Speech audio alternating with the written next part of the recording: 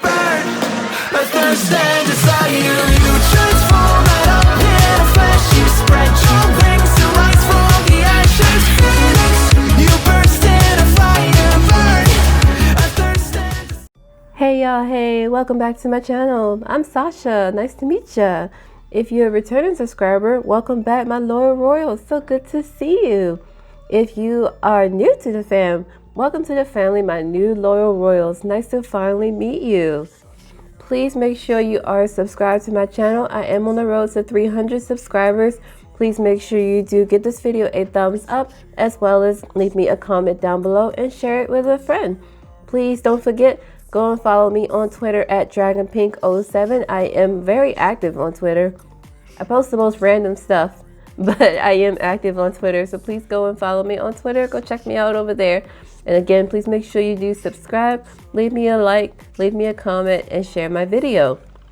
So for this video, I'm actually going to be sharing what I've been using to learn Korean.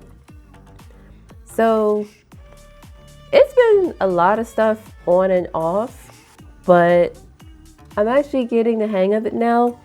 The biggest thing I have with my Korean learning is that where I live, it's mainly English and Spanish speakers.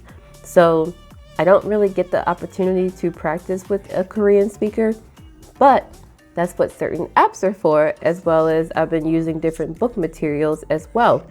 So as far as my book is concerned, this is my notebook that I use to write all of my Korean learning in. And of course, starting from the very beginning, I started with learning the alphabet. And the biggest thing with learning a new language is, please make sure you start with the basics. Learn the alphabet, because if you don't, that is going to hurt you in the end. Because you can't learn a language out without learning the basics. And the base part is going to be the alphabet. So for me, I started with the alphabet, learning how to read them, learning how to write them. And then from there, just practice it more and more. And oops.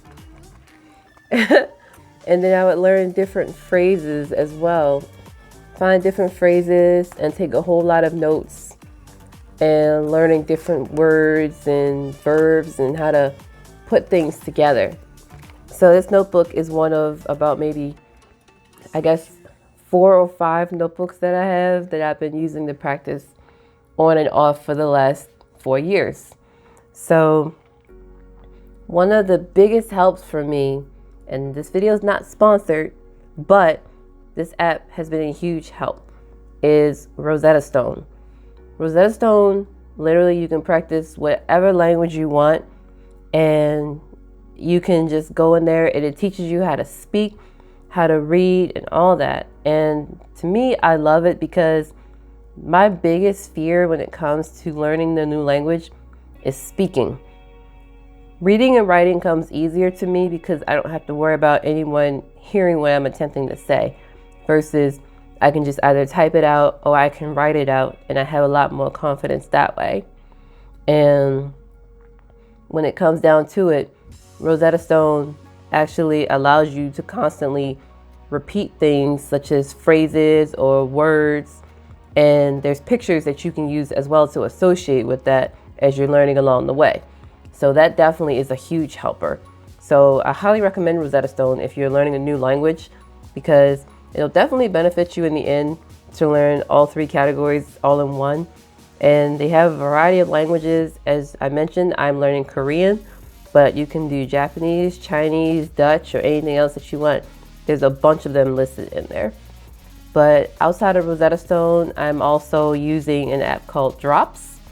And what I like about this app is that it literally does, as I said, it kind of drops words down or drops phrases down, and you match them up to a picture. But as you match the words and phrases up, the app will speak it out loud so you can know what it's like to be heard from a native speaker's point of view. Granted, some of the words and phrases come off sounding to me like da da da da da, but when you really go back and you listen to it over and over again, it becomes a lot clearer and clearer the more you hear it. And eventually you can get used to just reading it the way it's supposed to be written or learned in that language without having to worry about reading the English version of it. What I like about the Korean language is that there's a lot of borrowed words from English. And since I'm a native English speaker, that makes it a little bit easier for me when it comes to learning. But at the same time, still a little difficult. My biggest thing besides speaking is actually the grammar and making sentences. But there's this book I found in the store called Korean Grammar in Use for Beginners. Granted, I have not had a chance to actually go through this book yet, but this will be one of my resources that I do intend to use in order to help me put sentences together. I can do a few basic sentences, but when it comes down to like long intermediate sentences, still got a ways to go. But okay, but I've literally used different resources over time, but the biggest thing for me is between Rosetta Stone and Drops. I know that's not very much as far as the amount of things I've used, but I try my best to stick with those two main resources only because a lot of people I know can split up their learning between like 5, 6, 7, 8, 9, 10 different things. But for me, Drops is how I'm learning the verbs. Rosetta Stone is how I'm learning how to put everything all together. And then the book that I just showed, the grammar book, is how I'm learning how to put sentences together. But it's just a matter of practicing every day. I try my best to practice at least, if I can get it in 5 to 10 minutes a day. The max I try to go for is 30 minutes a day. That way it can actually have its chance to kind of like stick to my brain. And it's gotten to a point where if I watch videos in Korean, I can actually understand a little bit here and there. Only when things are spoken at a moderate pace, or if they're written like in a typed form versus written in what looks like, I don't want to be rude, but like almost, not gonna say chicken scratch, but sloppily. But I can't read that. But I'm getting better. But that is literally how I'm learning it, is I practice it every day. Practice makes perfect.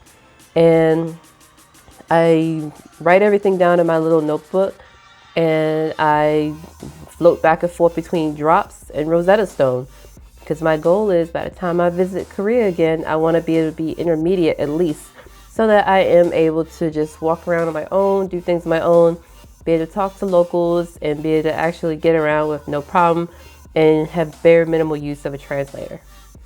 But the biggest thing with learning a language, just keep practicing. Keep practicing. You're not going to learn it overnight unless you literally sit there and just grill yourself relentlessly, which I would not recommend. But just practice a little bit a day, because a little bit a day sticks a lot better than doing long extended hours on end per like week or so, at least in my perspective. But everybody learns differently though. But that's literally how I'm learning Korean, just practicing a little bit a day and using Rosetta Stone and Drops. But as far as everything else, that is it.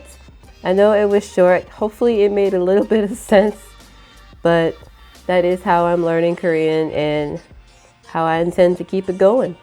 So hopefully it was okay, but please make sure you do subscribe. Please leave me a like. Please share my video. Please leave me some comments. And don't forget, go follow me on Twitter at DragonPink07. And I will see y'all in the next video. Bye.